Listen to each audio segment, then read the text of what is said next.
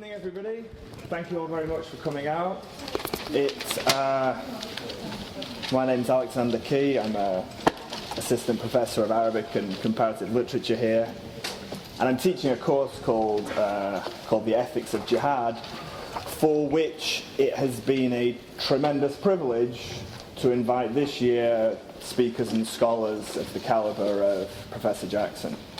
What I'd like to say very briefly to introduce Professor Sherman Jackson to you this evening is that this is a scholar of classical Arabic and a scholar of classical Islamic law who has done what very few scholars of classical Arabic and classical Islamic law done, and taken that knowledge and moved it into the 21st century, into the realm of theory, into the realm of theology and philosophy, linked it to community activism, and put the whole package together. I'll just give you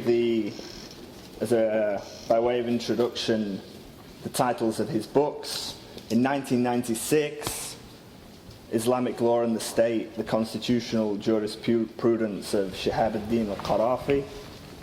Then in 2005, and you can see from the titles the shift, the conceptual shifts in the scholarship, Islam and the Black American, looking towards the Third Resurrection, Oxford in 2005. In 2009, Islam and the Problem of Black Suffering, again from Oxford University Press. And then there are three translations, and I can say as somebody in comparative literature who knows some Arabic, that the production of translations is just as important and just as much of a conceptual achievement as scholarship in many cases. Professor Jackson translated Abu Hamid al-Ghazali, the famous al-Ghazali's Faisal al-Tafrika, with Oxford in 2002. Then Ibn Ata'Allah Sakandari's Taj al-Arus, with Oxford in 2012. And then just this week, his translation of the Egyptian political and religious movement al-Qana'a al-Islamiyya has come out with Yale University Press. That's called Initiative to Stop the Violence, Sadat's Assassins, and the Renunciation of Political Violence. I think the scale of those achievements is clear from the titles, and without further ado, it gives me tremendous pleasure to introduce to you Professor Sherman Jackson. Excuse me.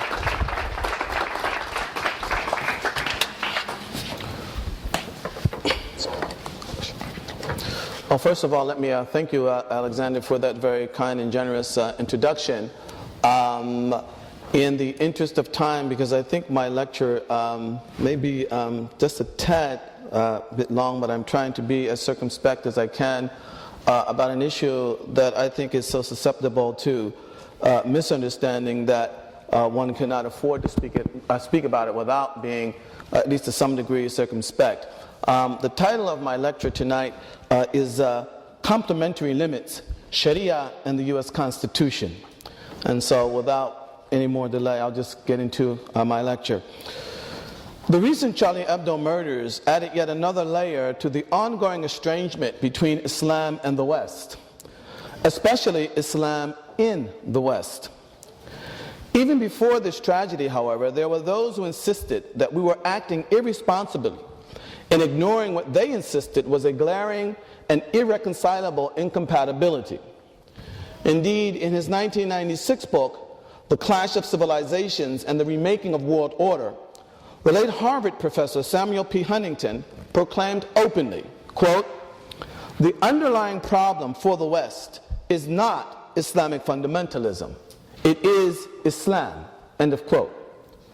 Huntington would go on to explain this claim based on his understanding of a fundamental difference between Islam and what he referred to as Western Christianity. Western Christianity, according to him, had fundamentally shaped Western civilization, and among its chief contributions was the principle of separation between church and state. This idea, according to Huntington, was entirely absent from Islam. Note, incidentally, not Eastern Islam, but Islam. Rather, as he put it, quote, "In Islam, God is Caesar," end of quote. Thus, any honest articulation of Islam should do away with any claims or suggestions about popular sovereignty, pluralism, human rights, or free speech. Instead, we should acknowledge openly that committed Muslims must, as a matter of religious duty, seek to make the law of the Muslim God the law of the land, the whole land and every land. Of course, Huntington was a well-known conservative, and this might prevent some of us from fully entertaining his views, especially given what we know about the role of some conservatives in promoting Islamophobia in America. But such views are unique neither to Huntington nor his ilk. In a recent work by a noted expert on Islamic law, hardly a conservative, certainly not in the American tradition of conservatism, we read what amounts to a similar, if not identical, view. Here we are told that the sovereignty of the modern state is unbounded, extending its jurisdiction over the full range of human activity, at least in theory. At the same time, Sharia, and I quote, as a representation of God's sovereign will, regulates the entire range of the human order, either directly or through well-defined and limited delegation, end of quote.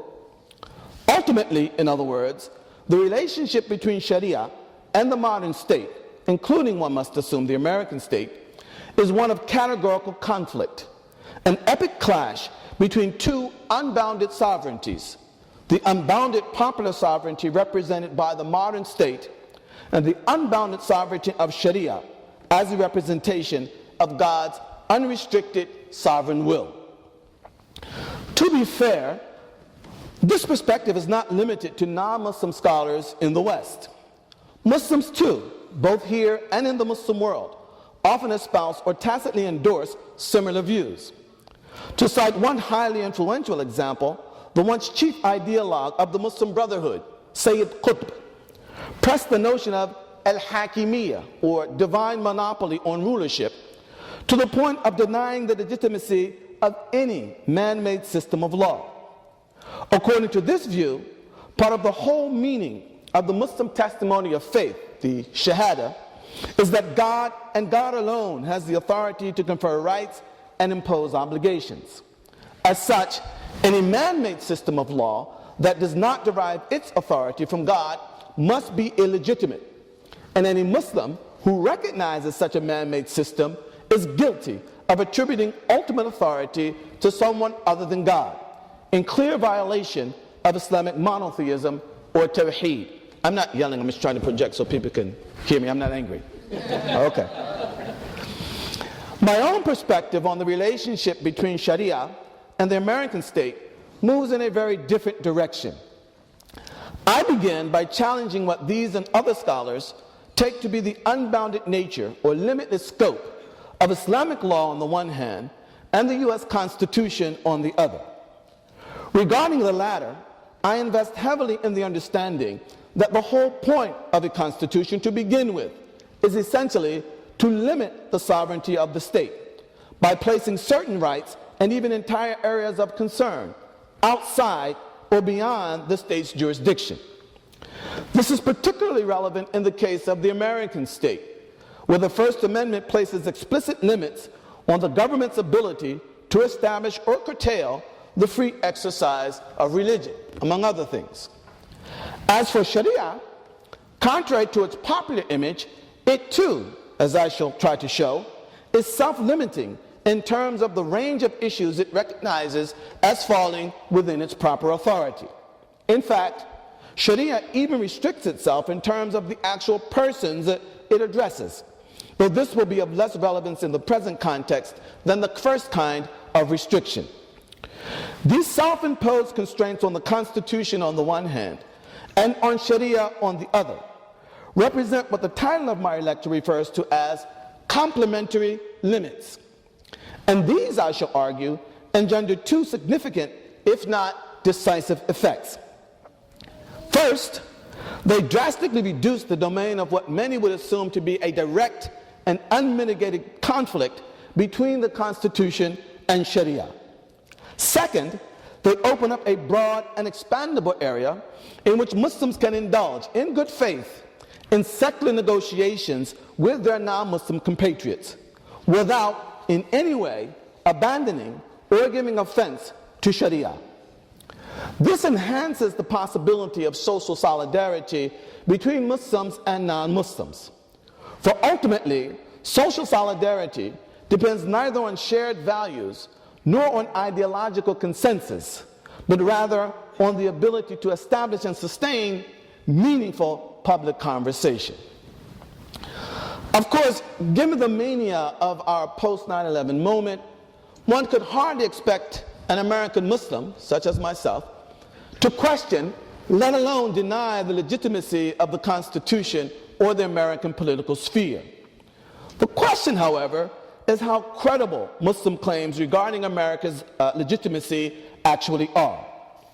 For many Americans, it is difficult, if not impossible, to square the notion that Sharia could recognize the U.S. Constitution, let alone the American political sphere, given the explicit license America grants to such behaviors as alcohol consumption, the taking of interest, or now gay marriage, all of which Islam holds to be immoral. Similarly, the fact that the Constitution was entirely produced by non-Muslims makes it difficult for many Americans to fathom how Sharia could possibly accept it as legitimate. To my mind, these are serious impediments to any meaningful communication about Sharia, especially the kind of perspective that I shall try to present tonight. As such, I would like to take a moment to address these possible sources of confusion directly, before moving on to my discussion of the concrete functional limits on the scope of Sharia's jurisdiction. I should like to begin with a distinction between affirming the morality of the Constitution or the American state and the legitimacy of these. I do so against the tendency to equate Islamic with moral, and from there to go on to render morality the exclusive measure of fidelity to Islamic law. On this understanding, no other principles, for example, order or privacy or security or even mercy, are capable of competing with morality. And any articulation of Islamic law that does not privilege morality is looked upon with suspicion, as either a compromise with immorality or as an attempt to disguise duplicity. But when the Quran insists on 4 eyewitnesses to substantiate a charge of adultery, or when it upholds the validity of pre-existing incestuous marriages, clearly some salutary consideration other than morality is being privileged. Yet these Quranic positions remain by definition Islamic, and it would be erroneous, if not disingenuous, to impute insincerity to the Quran's condemnation of adultery or incest based on these Quranic rules and accommodations. This distinction between morality and legitimacy finds precedence going all the way back to the normative practice of the Prophet Muhammad. During negotiations over a treaty called the Treaty of Hudaybiyah, and this is just one example, the Meccan polytheists refused to recognize God as the all-merciful, the mercy-giving, Ar-Rahman Ar-Rahim. They refused to recognize the Prophet as prophet, and refused to recognize the Muslims' pan-Arabian right to visit the sacred house in Mecca. The Prophet looked past these infringements and agreed to the treaty. Clearly, however, the Prophet recognized a distinction between the detailed substance of the treaty, aspects of which he did not see as moral, and the treaty's overall legitimacy as a binding agreement.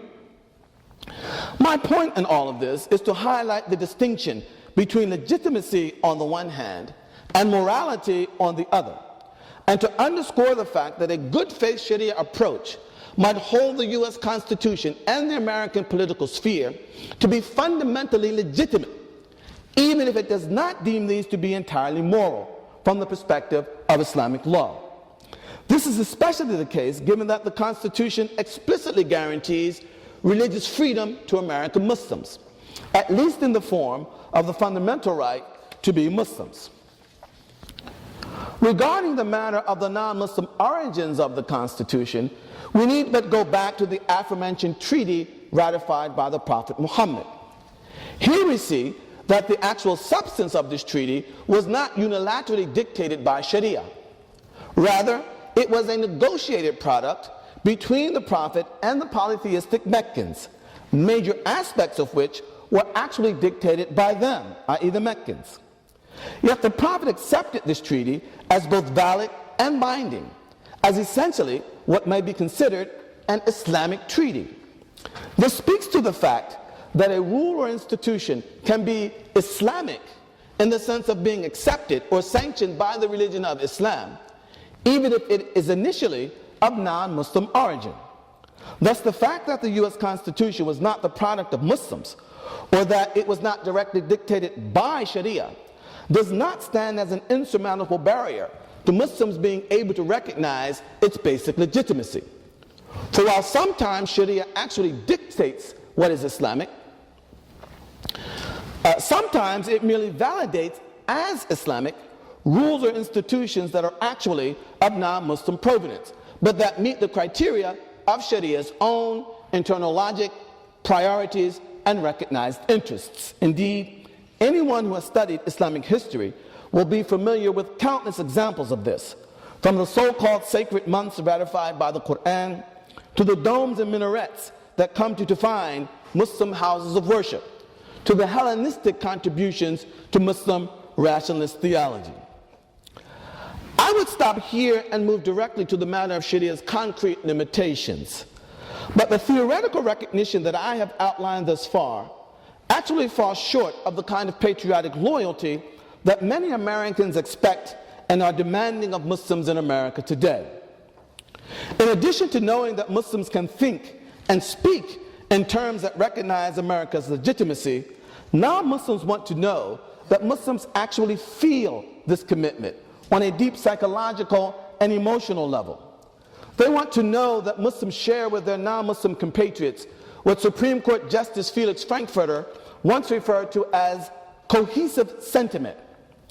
And they want to know that Islam is no barrier to the development of this kind of psychological attachment. Otherwise, they fear, Muslims may simply be biding their time by hiding behind sweet-sounding rhetoric, only to throw off their emotional masks when the time is right and reveal and act upon their negative feelings both about America and about non-Muslim Americans. On a certain level, and given the present state of the world, these kinds of concerns are not entirely unreasonable. On another level, however, I worry that they might be a tad bit self-serving in their tendency to shift responsibility for any alienation that Muslims in America might feel entirely to Islam. This tendency to shift responsibility in this way is further reinforced by a rather curious oversight regarding the overall demographics of Islam in America. While the stereotypical image of a Muslim in America is that of an olive-skinned immigrant from the Muslim world, a fairly recent Pew survey reveals that upwards of 20% of all Muslims in America are native-born black Americans, making black Americans the second largest ethnic group of Muslims in the United States. Now, the importance of this fact goes beyond the mere problem of inaccurate representation. Rather, once we take this fact into account, it becomes easier to imagine that Islam may not be the only or the most operative impediment to the emergence of cohesive sentiment among American Muslims. As far back as the late 19th century, the towering black American intellectual W.E.B. Du Bois famously asked, "Am I an American or am I a Negro? Can I be both?" Near the end of the 20th century, the black American Nobel laureate and Princeton professor Toni Morrison offered a disquieting, albeit indirect response. Quote, "At no moment of my life have I ever felt as though I were an American." End of quote. These are not isolated sentiments, nor are they unique to black Americans who occupy the socio-economic margins of society.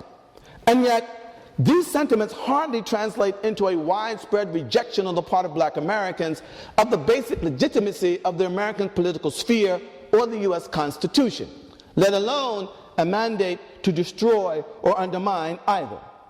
Indeed, beyond considerations of specific government policies or specific social-political episodes, such as what we see in places like Ferguson today, Black American attachment to the American political project may be as unchosen and thus as impervious to conscious renunciation as any of our attachments to family, neighborhood, or the racial or linguistic identities to which we almost involuntarily cling.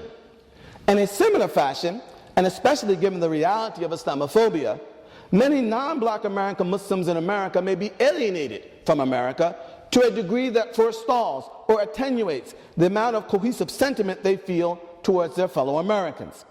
But this should no more be taken as proof of their rejection of the overall legitimacy of the U.S. Constitution or political sphere than Black American alienation can be taken as proof of their rejection of these.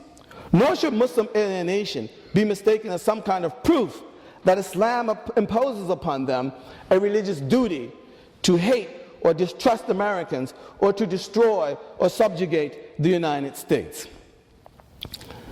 Having now hopefully paved the way for a more open-minded hearing, let me move on to the functional limits of Sharia. It is true, at least in part, as Huntington insists, that Islam never formally recognized the principle of separation between church and state, neither in the form of the privatization of religion, where religion becomes entirely a personal matter with little socio-political implications, nor in the sense of state neutrality vis-a-vis other religious communities in society. For pre-modern Muslims, religion was simply not an exclusively private affair. On the contrary, it had a divinely sanctioned social-political role and was routinely assessed in terms of its social-political impact. In this regard, we might note that the Quran rarely addresses individuals and almost always addresses the community of believers as a whole. Similarly, Islam in the pre-modern Muslim state was favored above all other religions as the most appropriate overseer of the common weal. Such religious supremacism is highly offensive to our largely liberal sensibilities today. But it might help to put things in perspective to note that while one could be a Jew in Morocco, a Christian in Cairo, or a Zoroastrian in Shiraz, one could not be a Muslim, and certainly not a Muslim community, in Paris, London, or the Chesapeake Bay until well nigh into the 20th century. And yet, pre-modern Muslim supremacism was a far cry from the situation prevailing in much of Europe before the Treaty of Westphalia in 1648. The Muslim ruler did not have the right to determine the religious affiliation of those residing in his domain, neither among Muslims nor among non-Muslims.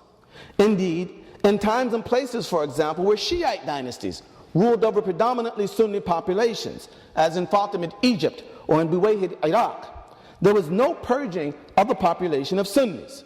The Safavid dynasty in Iran, which began in the 16th century, appears to be the exception that proves the rule.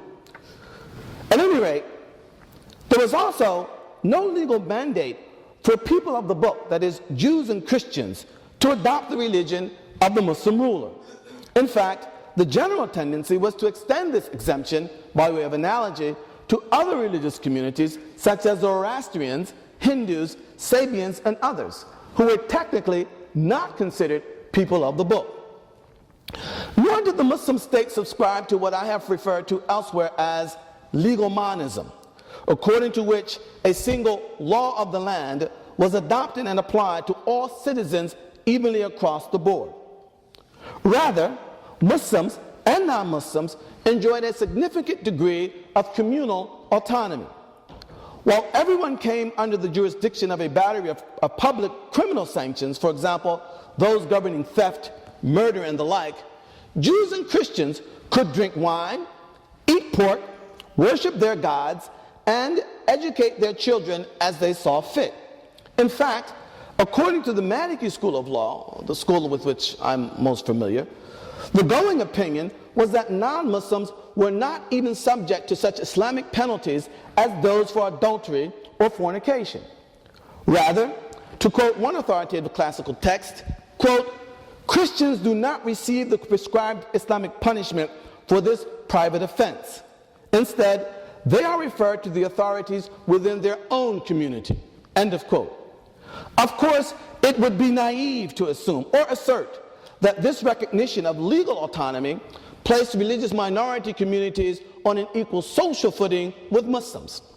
But the same could be said of Muslims in the West today, given the reality of Islamophobia, despite the explicit legal protections they enjoy. Meanwhile, such social discrimination as invariably existed in pre-modern Muslim society, never succeeding in obliterating the widely diffused recognition of the fact that Sharia recognized the communal rights of religious minorities, a recognition that continues to assert itself down to the present. As late as 2010, or how do we say that, 2010? As late as 2010, for example, amidst a conflict with the Egyptian government over its attempt to force the Coptic Church to issue marriage licenses to divorced Coptic Christians, the then leader of the Coptic Church, Pope Shenouda III, issued the following statement, quote, "We simply ask the judges if they want to reconcile with the Coptic Church to apply Islamic Sharia," end of quote. Sharia, in other words, would allow the Coptic Church to manage its own affairs in the realm of marriage, free of non-Coptic government interference, a vestige of Islam's pre-modern arrangement that Pope Shenouda was now seeking to turn to his community's immediate advantage. In sum, the fact that Islam never produced a Treaty of Westphalia or a formal doctrine of separation between church and state is not, as Huntington and others imply, related to any inherent duty that Islam imposes upon Muslims to subjugate the world and impose a single religiously dictated way of life. In fact, rather than seeing the principle of separation between church and state or the Treaty of Westphalia as products of European Christian genius, it might be more accurate to view them as a result of European Christian need. And in this light, it seems unfair to blame pre-modern Islam for not developing these kinds of responses to a need it hardly felt, or hardly generated and barely felt. But this recognition of other religious communities' right to exist is actually not the self-imposed limitation of Sharia that is most relevant to our present discussion. For in America, we do not live in a Muslim or an Islamic state. We live in a secular democracy governed by a constitution that both prohibits state-sponsored establishment of religion and protects the non-state-sponsored free exercise thereof. As such, the question for us is how Muslims who are committed to the authority of their own religious law, that is Sharia, can, in good conscience, recognize the validity of a secular constitution and secular rules and policies, and even participate in shaping the very substance of these, without violating or abandoning Sharia on the one hand, and without seeking surreptitiously to impose Sharia on the other. This discussion must begin with a fact that is often buried under the weight of the cliché that Islam recognizes no distinction between the sacred and the profane. The notion, as Huntington put it, and I quote again, "In Islam, God is Caesar."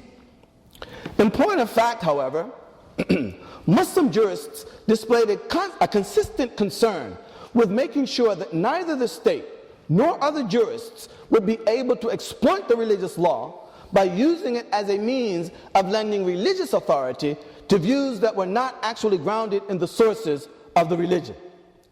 My own exposure to this aspect of Muslim juridical thought goes back to my days as a graduate student, and my experience with a now old friend of mine, the 13th century of the Common Era Egyptian jurist Shihab ad-Din al-Qarafi, on whom I actually wrote my PhD dissertation way back in the last century. Al-Qarafi was a major figure in his own day and remains a significant influence on the discourse on Islamic law among Muslims today. In a word, he is about as mainstream as they come. Now, among his numerous works, Al-Qarafi authored a book entitled The Book of Perfection in Distinguishing Legal Opinions from Judicial Rulings and the Discretionary Actions of Judges and Caliphs. Among the basic aims of this work was to lend legal sanction to the Muslim state's use of power, while restricting that use by carefully defining the jurisdictional parameters of the religious law. His fear, in other words, was that to empower the state in the name of the religious law, while leaving the parameters of the law itself poorly defined, would invite totalitarianism. Not only that, it would empower non-state jurists in their interactions with the community at large to claim or implicate Sharia authority on matters in which they themselves had no specific training or expertise. Thus, Al-Qarafi lays down what I refer to elsewhere as a pure law doctrine. According to this doctrine, that which can claim the authority and backing of Sharia, i.e. that which is Shariah, and please remember this word because I can't come up with an English translation of it, so I'm just going to use that word, Shariah.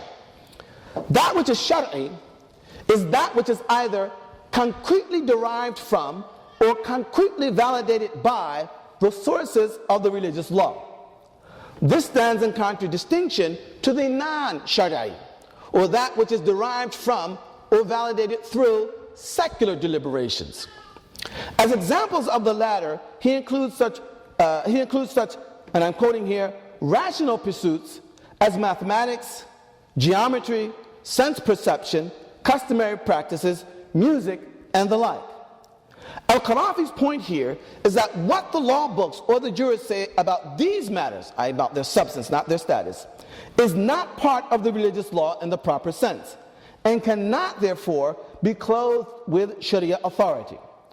Among the important corollaries of this distinction, meanwhile, is that it recognizes a secular realm and application of reason, sense perception, science, and the like that can be negotiated without in any way violating, abandoning, or encroaching upon the authority of the religious law. Now, the relevance of this non-Shari'i realm to our present discussion begins with the fact that so many of the rules and policies, including constitutional ones, that affect our daily lives are grounded in amoral, not to be confused with immoral, secular considerations, such as order, safety, long-term resource management, social security, and the like. One wakes up in the morning, takes a shower, eats breakfast, gets in one's car, turns on the radio, and goes to work. Rules grounded in secular logic press their claims at almost every step of the way. Landlords, for example, are legally bound to provide heat and hot water, as these are deemed to be basic necessities.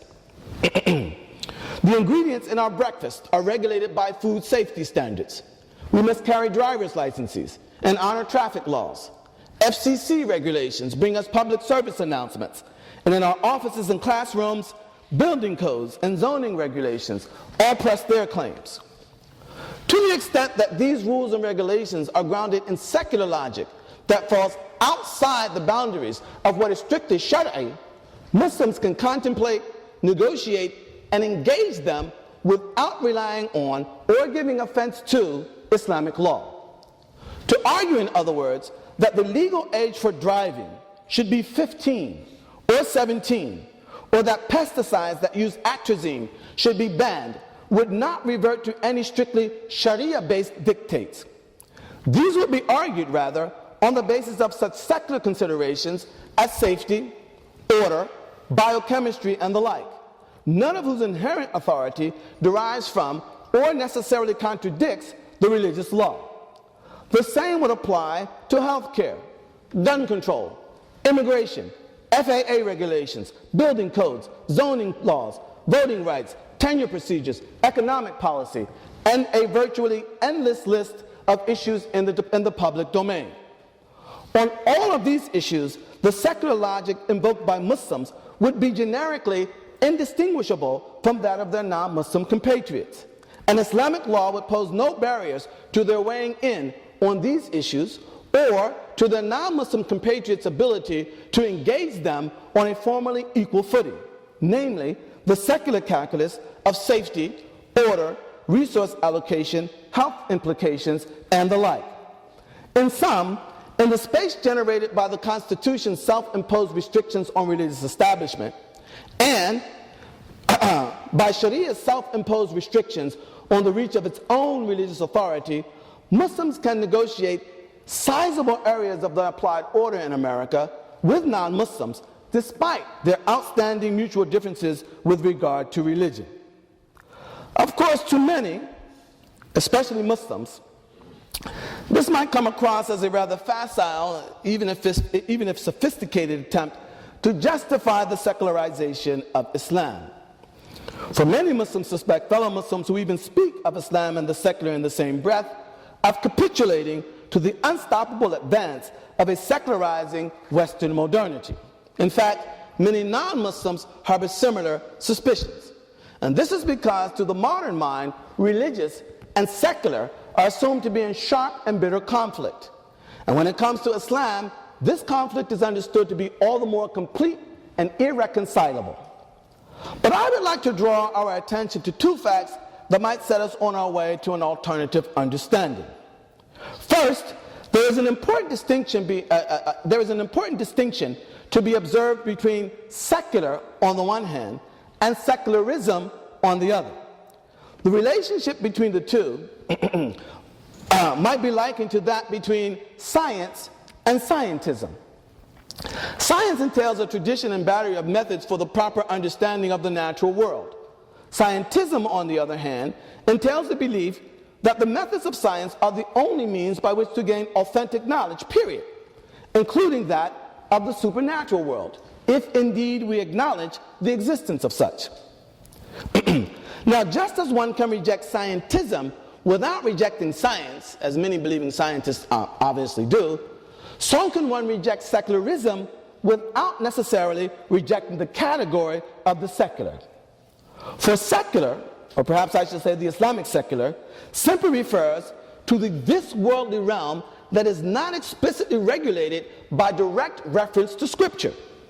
Secularism, on the other hand, entails the belief that there are no realities or considerations beyond this worldly realm, and thus no role at all for any transcendent Scripture to play, except perhaps in the privacy of one's home or one's individual conscience. My argument is that while Islam unequivocally rejects secularism, it does not question the validity of the secular per se. Indeed, as we will see, Islam views the secular realm not so much as a rival, but as a complement to religion. Second, the common understanding of the relationship between the secular and the religious is based on the history of the early modern West, particularly that of emergent Protestantism. A specifically secular realm is said to have emerged out of a desire to protect the religious law of Christianity from the ravages of the temporal world. It was based, as one scholar put it, quote, on an acceptance of the fact that the divine law and sacred ideals of justice have to be violated in the temporal world, end of quote. Thus, in his 16th century tract entitled On Trading and Usury, Martin Luther is said to have warned that the world would be reduced to chaos if men tried to govern according to the gospel.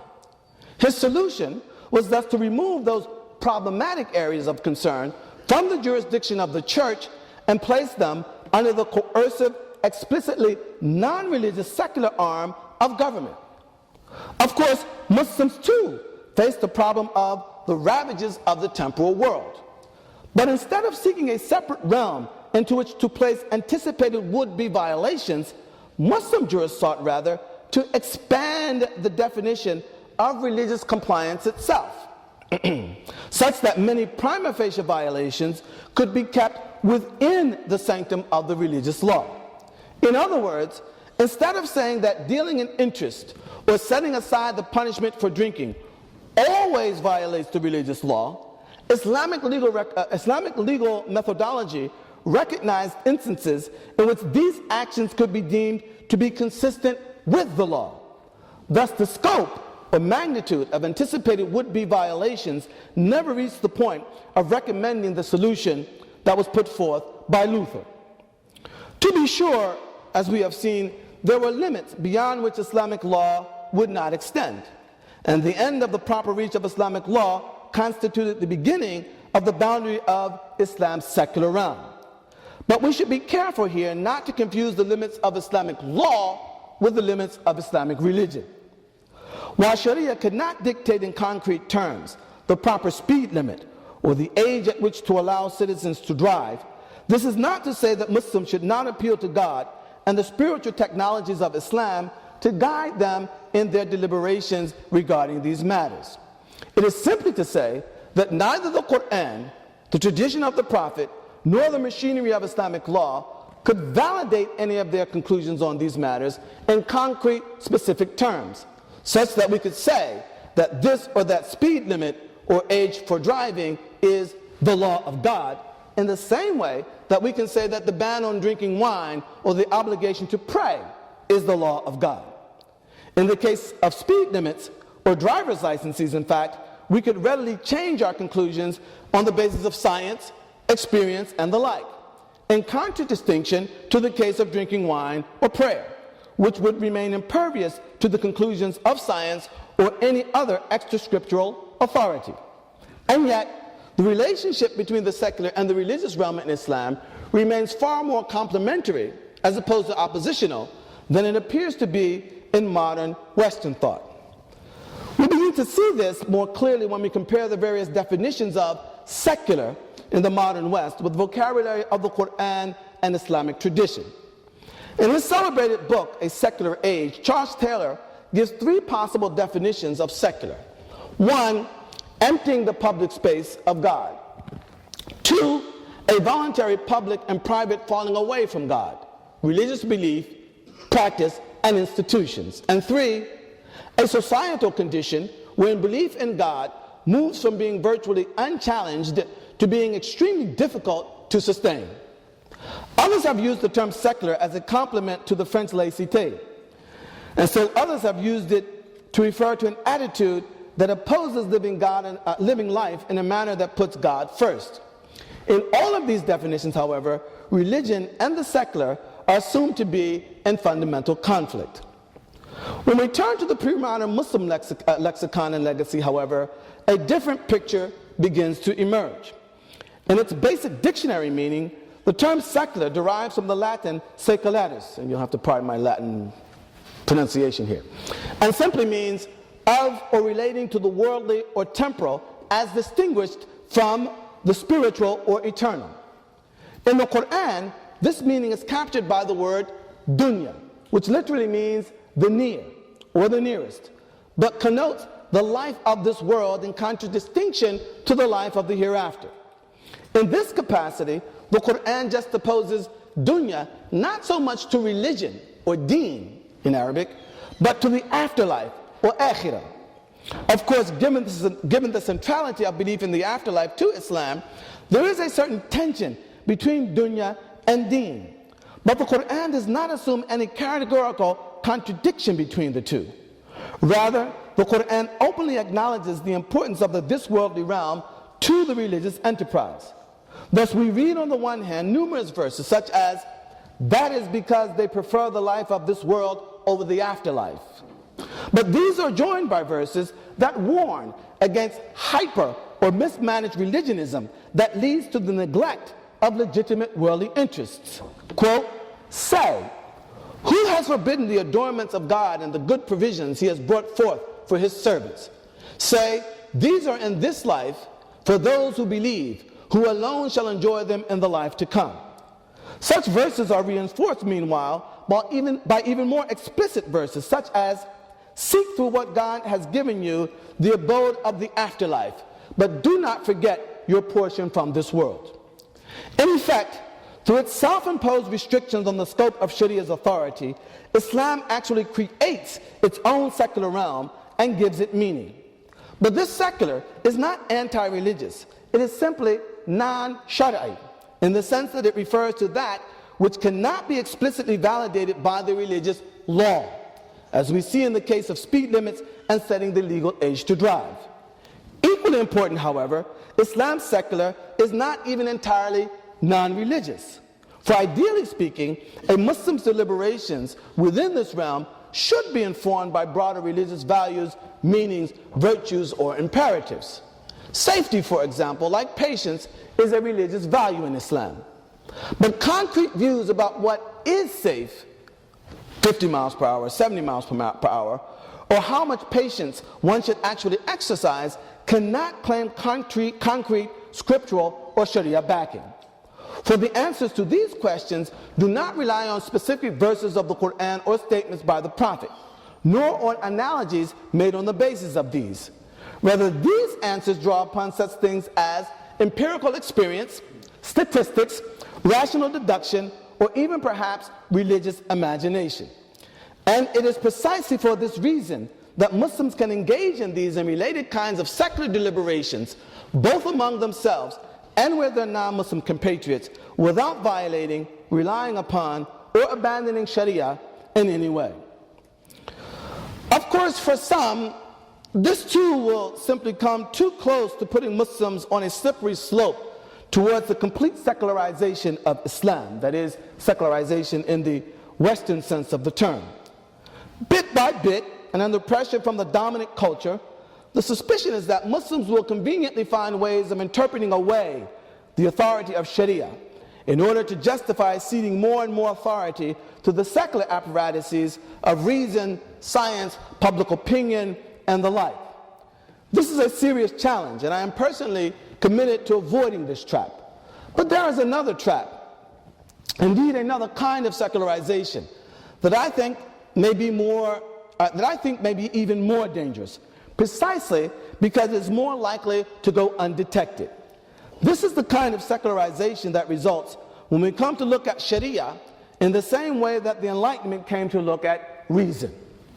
In the same way that reason came to be accepted as the means through which we can answer every question a human existence might raise, we come to see Sharia as being capable of addressing every question a human existence might bring about. When this happens, there ceases to be much meaning in the enterprise of turning to God for actual guidance, insight, or facilitation. And ultimately, this all-encompassing, Panacean view of Sharia renders the whole psychodynamic or spiritual relationship with God almost entirely irrelevant. So why turn to God when we have Sharia to tell us everything? A Sharia, incidentally, over whose meanings we preside as the ultimate arbiters. This, in my view, not recognition of Sharia's jurisdictional boundaries or Islam's recognition of a legitimate secular realm, is what threatens to lead to the real secularization of both Islam and its religious law. Of course, I do not wish to be misunderstood here. We cannot, in my view, dispense with Sharia without running the risk of falling into the idolatry of worshiping our own subjective would-be religious epiphanies or alleged spiritual insights.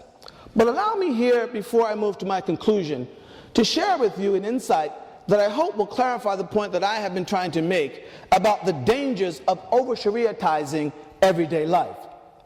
This insight comes from the famed classical Muslim jurist and theologian Taqiyuddin Ibn Taymiyyah, a man whom no one, not even his enemies, would ever accuse of being soft on Sharia. Despite his recognition of the centrality of Sharia to the life of Muslims, both individually and collectively, Ibn Taymiyyah signals a clear and insightful warning to the effect that even in all of its expansiveness, Islamic law should never be taken as a substitute for actual God, or for real and actual communion with God.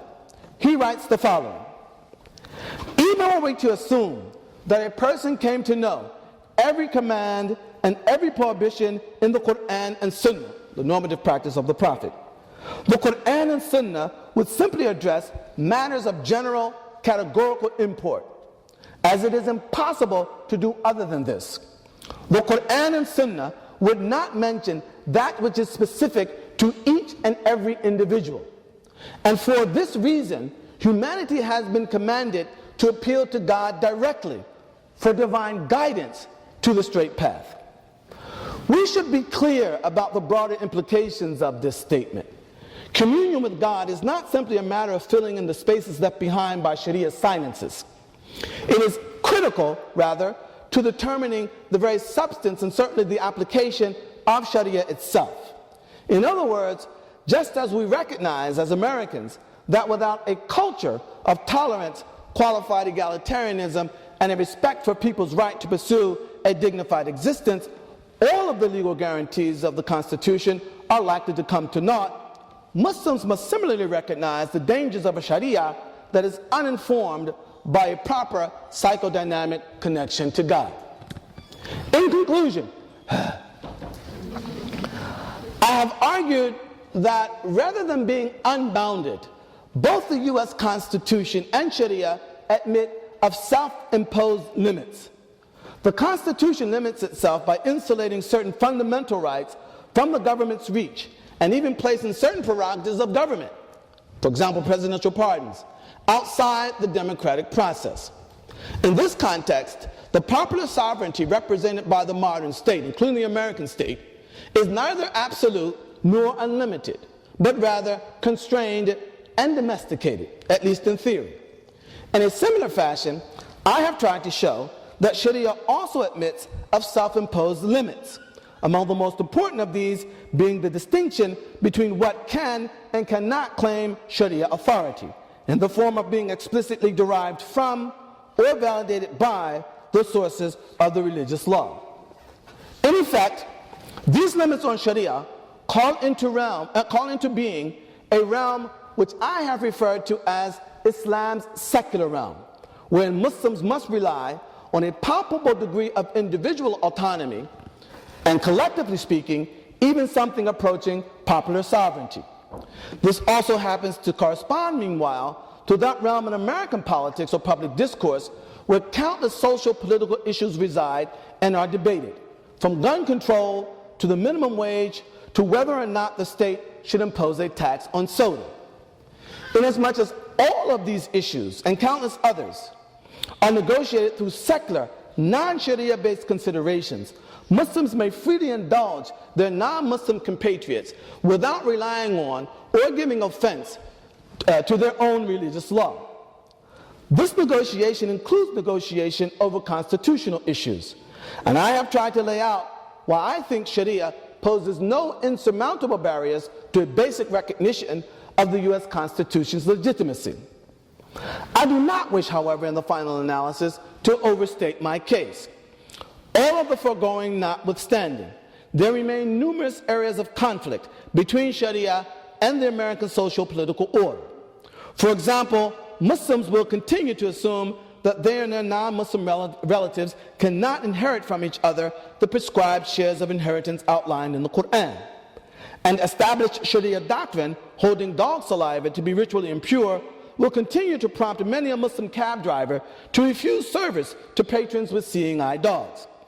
Muslim judges, magistrates, and police officers, and there are Muslim judges, magistrates, and police officers in America, will invariably be called upon to punish or allow actions explicitly allowed or prohibited, respectively, by Sharia.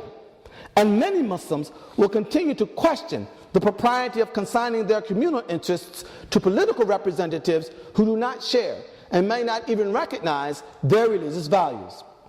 On the cultural level, meanwhile, even the most imaginative reinterpretations of Islamic law won't be enough to validate such American cultural features as hookup sex or drinking at the corporate retreat. And yet, I think it can be reasonably argued that part of Islam's overall social political value, and I would argue part of the social political value of religion in general, resides precisely in its ability and willingness to challenge dominant cultures and the overwhelming power of modern states. In this light, for Muslims to seek to bring Sharia into blanket conformity with every aspect of American law and society would be to diminish, if not undermine, the very social political value and meaning of Islam. After all, if Islam simply confirms everything that liberal democracy produces on its own, it is not entirely clear what Islam's practical relevance might be and why it should not simply be privatized.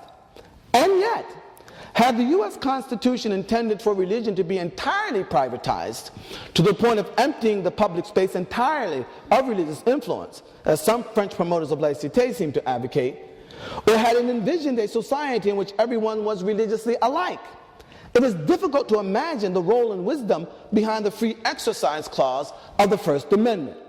In other words, being religiously different seems to be more consistent with than it is an offense to the U.S. Constitution. In sum, even if certain conflicts between Sharia and the American legal order remain, including some that appear to be irreconcilable, I am not sure that this is an entirely unhealthy dissonance, neither for Islam nor for the American body politic. And I certainly don't think that these conflicts rise to the level of negating Sharia's ability to recognize the basic legitimacy of the Constitution and the American public sphere. Indeed, a fair and honest assessment of the situation might allow us to see that American Muslims differ in this regard only in degree and not in kind from many other religiously committed Americans, including Christians, Jews, Native Americans, and others. In fact, the strictly political situation facing American Muslims, which we may distinguish from the social cultural situation, may not differ categorically from that of many Muslims who live in the Muslim world. Thus, in strictly political terms, Islam in America may not be as out of place as many Muslims may be given to think.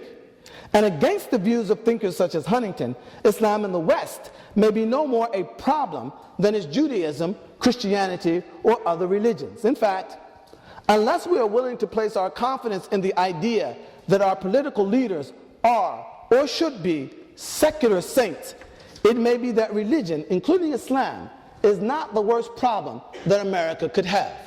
Indeed, perhaps far from it. Thank you very much.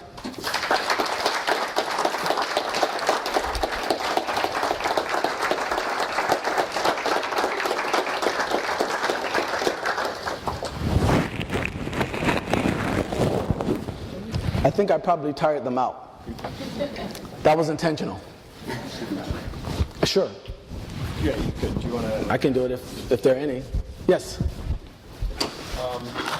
I don't know where to begin because I heard so much and I had so many issues with what you said that I started taking notes and then I stopped. The title of this talk was intended to be the Sharia and democracy, and I think the way that you presented it, at least that's what the poster said. And what you presented it was as Sharia in the United States and its relationship with the U.S. Constitution. And everything that you said was in the context of, in a way, this is the way I took it, as a way of consoling and reframing Sharia for Muslims that live in the West. Where I think the issue really that's facing us is not just Muslims living in the West and how they view Sharia, but rather reconciling Sharia with democracy. And so many laws that you did say that seemed trivial where there was dissonance between the two, you left out some fairly prominent ones that would actually create issues, and the reconciliation would be well nigh impossible. And you actually appropriately touched upon the risk of secularizing Islam and secularizing Sharia. Case in point, age of marriage, inheritance laws, punishments for certain kinds of crimes. I mean, these are really nice theoretical and academic conversations that you can have here at Stanford in the US, but imagine having this speech and this talk given in the Islamic Republic of Iran or in the Kingdom of Saudi Arabia. Imagine, furthermore, that you would have a Christian or a Jew or a Zoroastrian or a Baha'i present a very similar talk in those countries who believe that their interpretation of Sharia is the interpretation and not yours. So, if I understood your message clearly, if I understood the message of your speech, it seemed to me that it was in some ways rationalizing or presenting a rational view of Sharia for Muslims that live in the United States. And for that purpose alone, I would say it was a very good talk. But I don't believe that that really was the issue or the issue at hand as it relates to most of us who are concerned about the image of Islam, the acts that are committed on behalf of Islam and in the name of Islam, and its consequences in the communities where Muslims live and are integrated. So I'd like to just ask for your comments with regards to those points that I just made. Well, I mean, you know, you said that I presented a lot to be processed. So did you. As kindly as I can put this, let me say this: I have difficulty with your point of departure, and that is that the lives and interests of Muslims in America are secondary, or perhaps tertiary, to those who happen to live in countries that have been traditionally Muslims. I reject that premise. And to say that Muslims can only say something meaningful when they're talking about issues 8,000 miles away, while they have children, they have wives, they have jobs, they have families, that they want to assure the welfare of right here in America, that's illegitimate. I reject that premise out of hand. And so the fact that I limited my comments to Islam in America, I mean, if you take that as being a defect, fine. I don't. And I think that the interests of my grandchildren in America are just as legitimate as the interests of people in Iran or Saudi Arabia or any place else. That's the first point. Second, I think you're assuming a lot to say that I would not say this in the Muslim world. In fact, I'm going there in a few days with a very similar lecture. I've been there before and given a similar lecture. I gave a lecture in Arabic so that everybody can understand what I was talking about in Qatar, which I said similar things. So the idea that this is only for American consumption, that's simply not true. Thirdly, on the issue of incompatibility, I acknowledge that, okay? And I don't try to hide from that. But what I have a problem with is the assumption that conflict is much broader and much more irreconcilable than it actually is. I mean, you brought up the issue, for example, of child marriage. All right? What is the age of child marriage? That's not a Shariah issue. That's not an issue on which there's any text or any. That's for societies to sort of negotiate on their own. Now, the Muslim world may settled upon its age. That's fine. Or maybe it's not fine. All right? But what I'm talking about is the fact that Muslims in America, all right, have the right and the responsibility to do the same thing.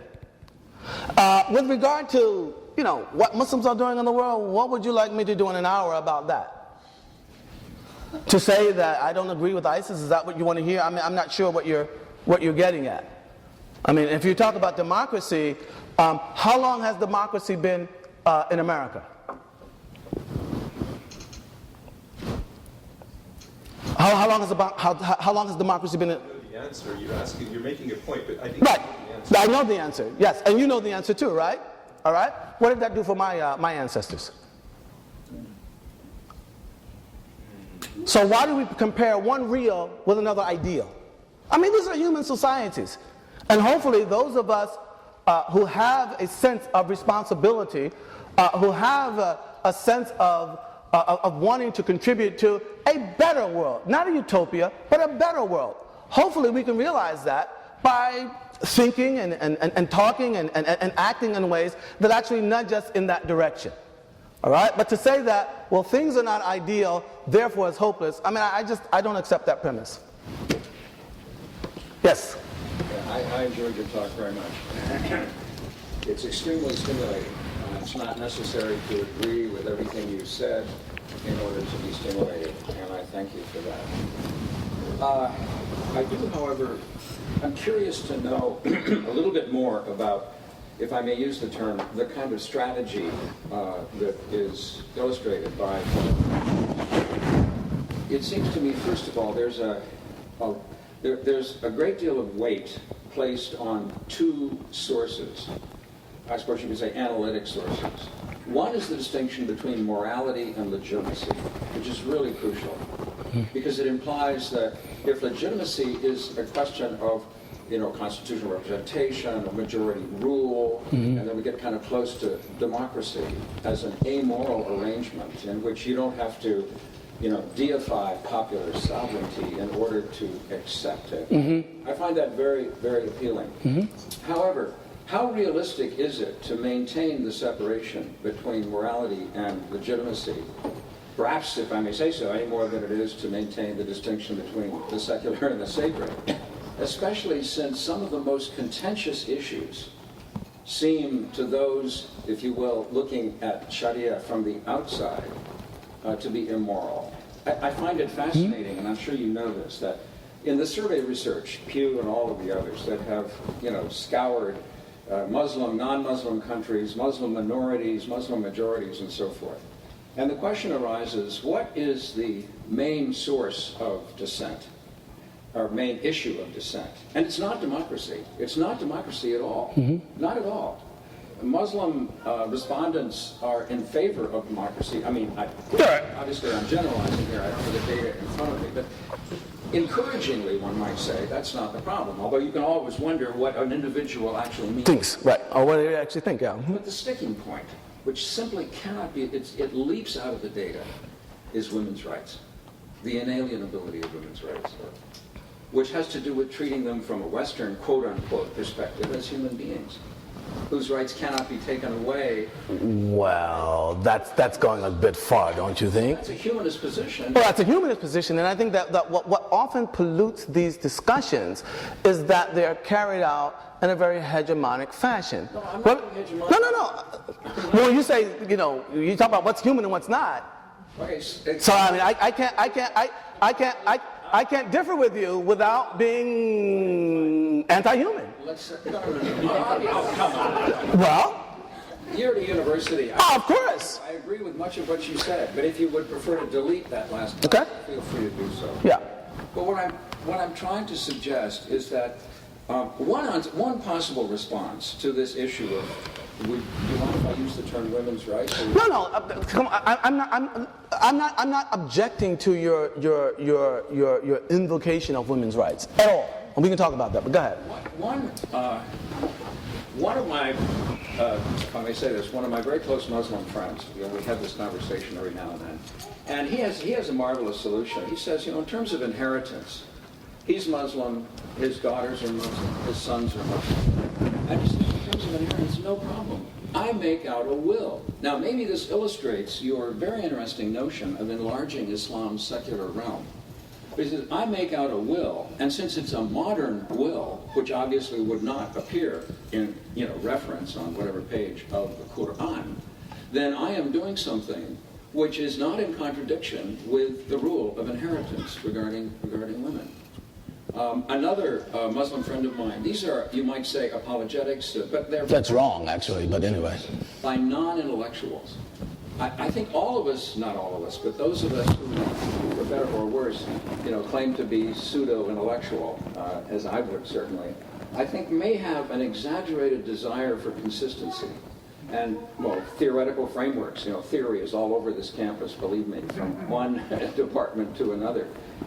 And there are sort of quotidian solutions that don't invoke larger issues of the kind that you have suggested.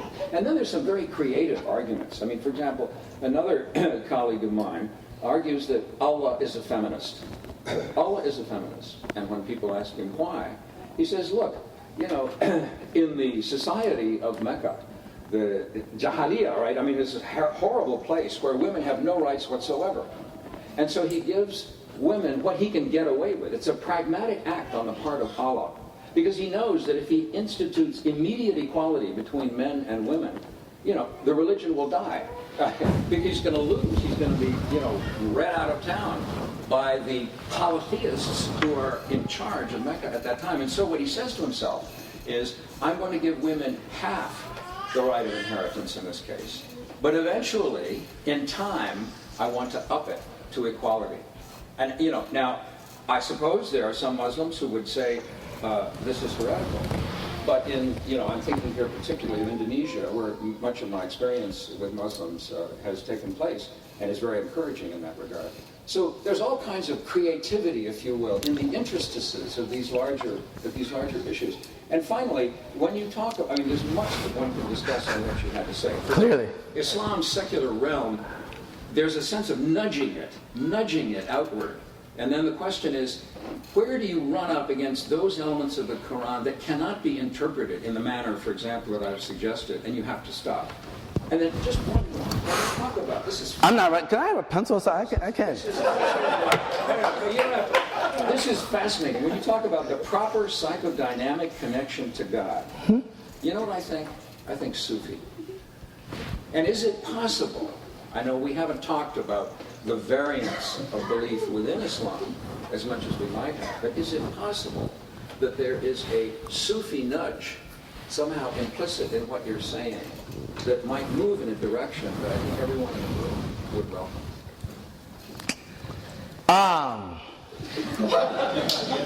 Because it's direct to God.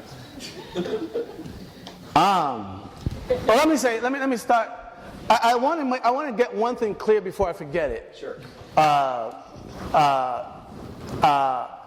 First of all, contrary to what I may have miscommunicated, I may have given the wrong impression, my aim was not so much to expand the secular realm of Islam.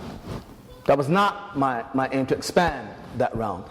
It was simply to earn a recognition for the very existence of that realm.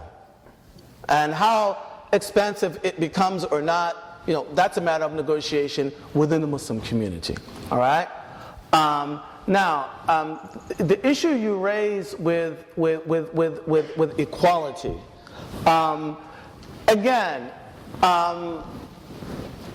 there are a couple of things I want to say about this, and I think that for me, to be very honest with you and to be very blunt about it, these are important conversations. But it's also important to get the terms of the conversations correct, to get the terms of the conversations in such a manner that they can actually remain conversations. All right? And what we consistently do is we invoke liberalism as the absolute. And then we proceed to tell Muslims, okay, what are you going to do to become more or closer to liberalism? Even if that means throwing out your scripture. And while, well, I say throw out the scripture. but well, then if you're talking about equality, all right, you can either approach that issue in one of two ways. One, we can engage in scriptural interpretations, all right, that from which we're able to extract, equality as a norm, okay?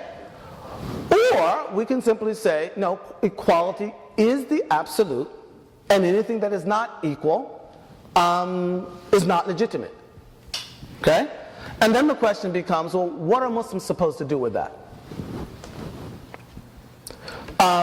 When we talk about equality, two things I want to say about that. We're very selective. Do we want equality really? And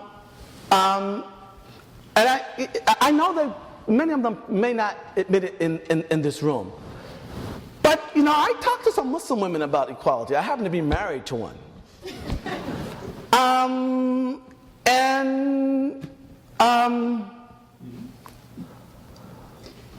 When it comes to certain obligations that are unequally distributed, not all Muslim women want equality there. They might want equality here, or they might want it there, but not necessarily there. So, housework.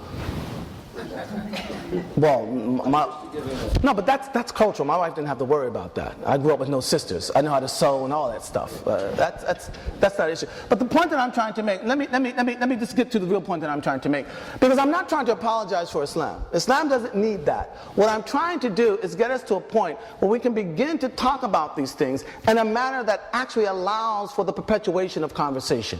But when we come in with absolutes that are extraneous of Islam, even if Muslims acquiesce, the conversation is over. No progress is made. Is equality extraneous to Islam? What kind of equality? Formal equality? Equality between... Formal equality?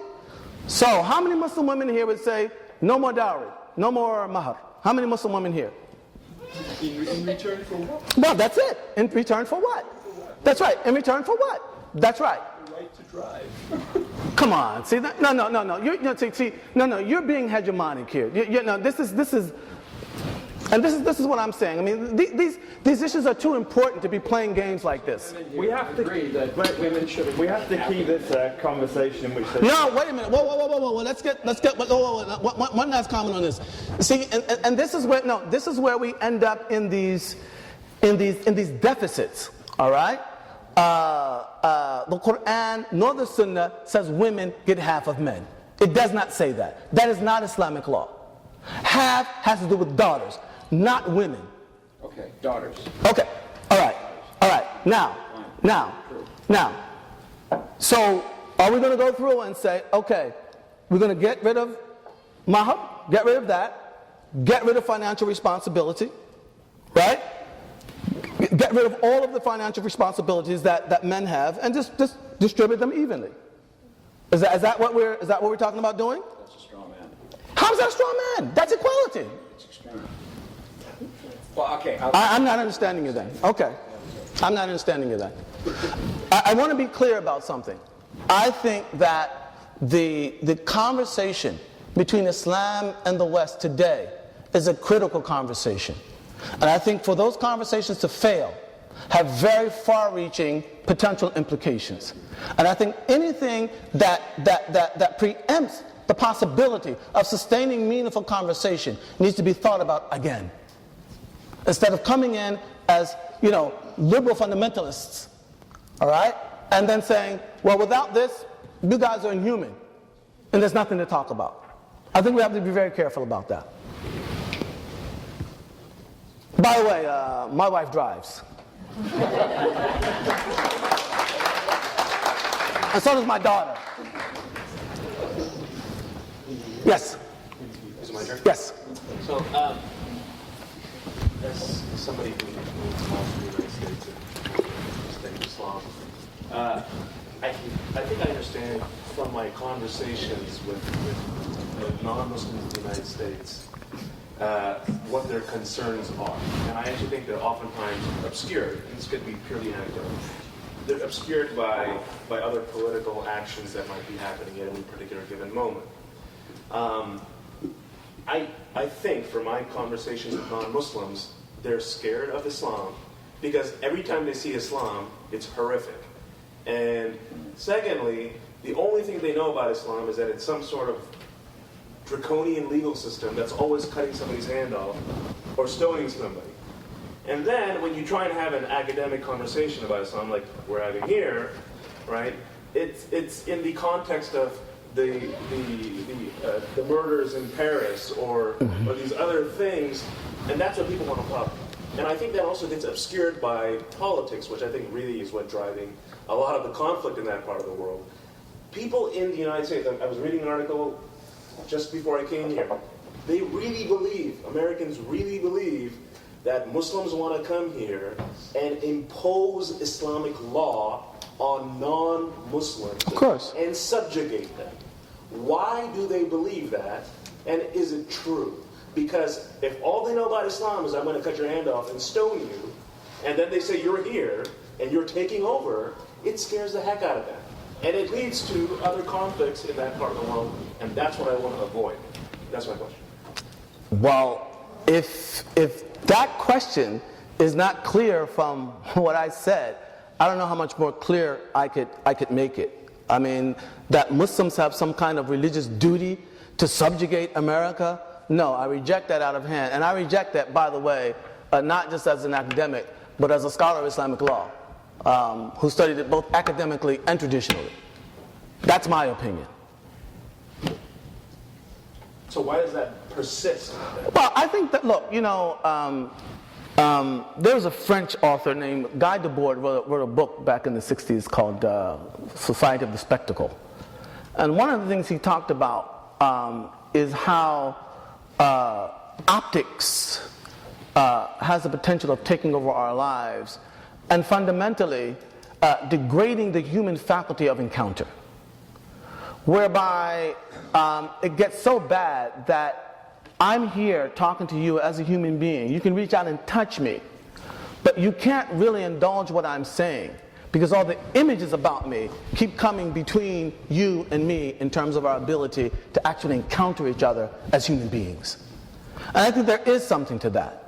And I think that, the idea that Muslims, outside the people who are doing those things, and those who agree with them, and there are those who agree with them, agree with this stuff, I mean, why would you think that? And I think that part of what I'm trying to get to is that there are adjustments to be made on both sides. Let me give you an example of what I'm talking about. Because, we compare ideals to realities, okay? You talk about Americans being afraid. I don't know of people in America right now who are more afraid than Muslims. I don't know a group in America who's more afraid than Muslims. All right, that's the one point. Second, if I, as a black American, went into the local KKK headquarters and just killed everybody inside, how many people would believe that I did that because I'm a Muslim and they're Christians? How many people would believe that? What if I quoted chapter and verse from the Quran? That's why I did it. How many people would still believe that? And a lot of that has to do with the fact that in history, all right, that while it does not legitimate what I did, certainly lends an understanding to it. All right? And I think that one of the things that Americans need to become more responsible about is why they are so quick to believe all of this about Islam and Muslims as a whole, not the people who are doing it. All right? Because those people are just as severely criticized by Muslims as they are anybody else. Alexander mentioned the last book I wrote. Let me tell you what this book is about. Some of you are old enough to remember when it actually happened. The guys that killed Anwar Sadat, remember that? Horrific. Horrific. They went to prison. They spent decades in prison. In 1997, they came out and renounced political violence. And let me give you an idea of how big these guys were. Their prison population alone was estimated at 30,000. They killed hundreds upon hundreds of people, all right, including high political officers and everything. In 2002, they issued a whole series of books. This is the Gamma Islamiyya, all right, under a series titled Correcting Misunderstandings. And they said what we did was wrong. We thought we were defending Islam. We went to prison, got an opportunity to study our own tradition, and we concluded what we did was wrong. In 2004, they produced a whole book criticizing Al-Qaeda, that what Al-Qaeda is doing is wrong. And this is going on. Nobody hears about these kinds of things. All right? I mean, so the idea that, everything that happens, every beheading or something like that, Muslims are really sitting around, wink, wink, isn't that horrible? Wink, wink. That's not what's going on. Muslims are horrified by this stuff, and not from an apologetic posture. All right? This is wrong according to Islam. All right? And one of the things that we have to figure out, as how we establish the kind of conversations that could actually begin to make a dent, all right, on the spread of that kind of ideology. And that's why hegemonic discourses that are doomed from the beginning, I just have no interest in them. They're dangerous. Yeah, one more. Yeah, one more. Yeah. Is it easy? All right. Yeah, so I have a question about, I guess, taking your general principles from your lecture and applying them to a particular case, specifically dealing with the secular realm that Muslims have to deal with in a democracy. So when we talk about Sharia law, most people think about head punishments, chopping off the hands, very things like that. They don't think about the age or the maximum. Yeah, and they don't think about they don't think about the punishments for for carrying a vial of crack cocaine. They don't think about that. Go ahead.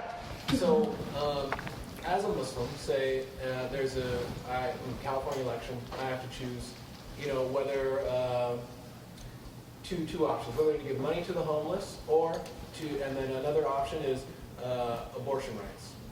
Now, as a Muslim, how do I navigate that and say, well, because I've heard some Muslims say, well, I can't say, I can't impose my religious beliefs of that abortion is wrong on non-Muslims. So I'm going to say, you know, it's okay because we live in a democratic, pluralistic society.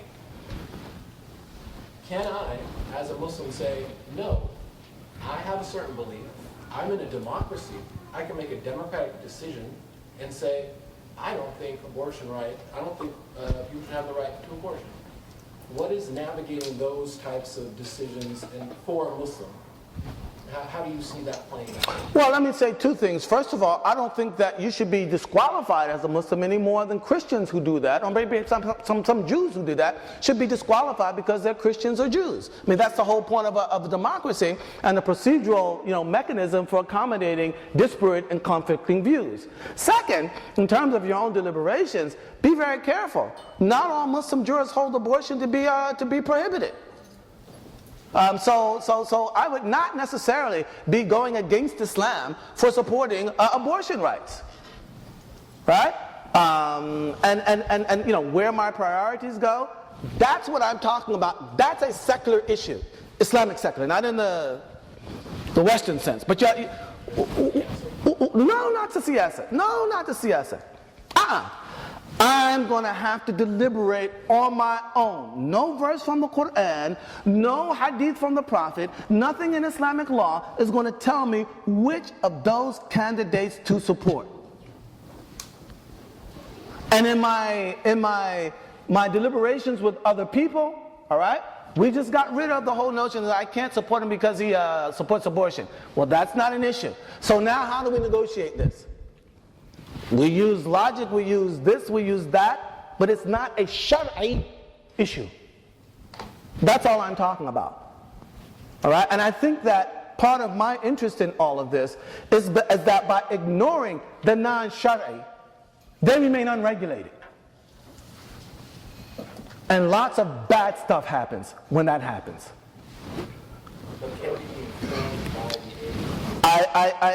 As I said, absolutely.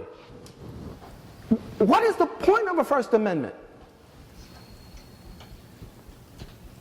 I mean, you can't have an established religion come and say, the state must do this because our religion says it must do it. All right? But for a Christian to be at home and say, you know what? I don't think that it's a Christian thing to do to support abortion. That's part of the whole point of democracy. Certainly an American democracy, all right, that champions freedom of religion.